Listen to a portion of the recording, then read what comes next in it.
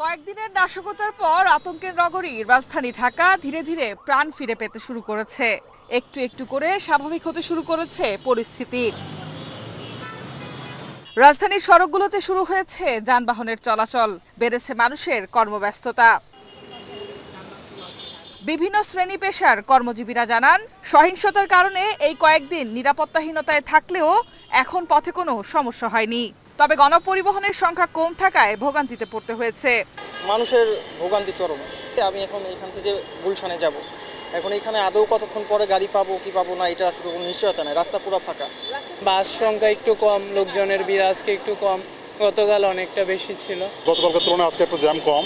গতকালকে আমাদের অফিসে আসতে প্রায় 1টা বেজে গেছিল আর কি। এখন সবকিছু স্বাভাবিক মনে হচ্ছে। এদিকে অপ্রীতিকর ঘটনা এড়াতে নগর জুড়ে কঠোর অবস্থানে রয়েছে সেনাবাহিনী ও আইন শৃঙ্খলা রক্ষাকারী বাহিনীর সদস্যরা। H A Mitu, Asian television, Dhaka.